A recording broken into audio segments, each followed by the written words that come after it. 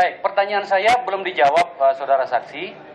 Dari pengetahuan Anda, apakah upaya untuk bertemu dan atau berkomunikasi dengan saudara yang dilakukan oleh Ketua DPR itu dalam kerangka tugasnya sebagai anggota DPR dan atau Ketua DPR tentu saja dengan beberapa kewenangan di dalamnya, atau sebagai pengusaha? Yang mulia,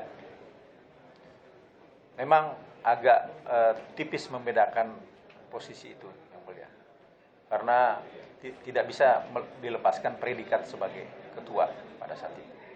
Karena saya juga menghormati posisi itu.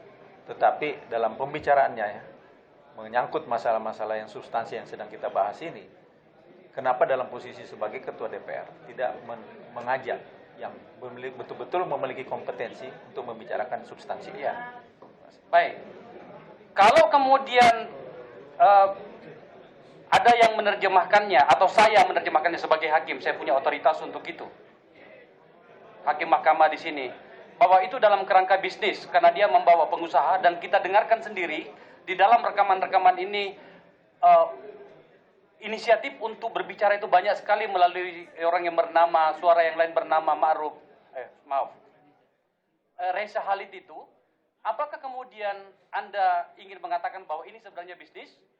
Apalagi kemudian ternyata ada bagian-bagian di dalam wawancara ini, bukan, dalam rekaman ini, di mana kemudian pembagian-pembagian itu diatur, bahkan ada suara mengatakan gini, ini hanya untuk 4 orang kita saja ya, ini rahasia ya.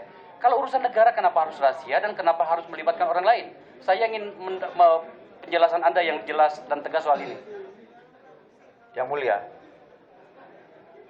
penjelasan-penjelasan yang diberikan oleh seorang pengusaha, yang dimana juga di depannya juga hadir seorang dalam posisi sebagai ketua DPR membicarakan masalah bisnis. Saya melihat ini ada posisi sebagai seorang ketua DPR, sebagai seorang pengusaha. Jadi akan melakukan upaya bisnis. Oh, diulangi lagi saudara, karena ini dicatat dan direkam. Apa yang barusan yang terakhir Anda sampaikan tadi, diulangi lagi. Ada upaya untuk melakukan kegiatan bisnis bersama dengan pihak pengusaha yang hadir pada saat itu.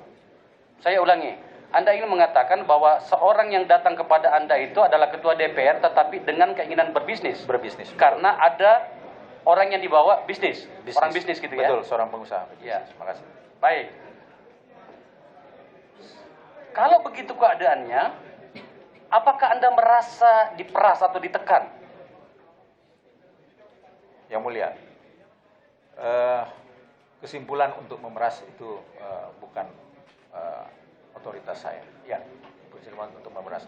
Tetapi di situ ada upaya untuk meminta sesuatu, yaitu masalah saham 20% yang diperuntukkan 11% kepada Presiden Republik Indonesia dan Wakil Presiden Republik Indonesia 9%. Kemudian bisnis PLTA.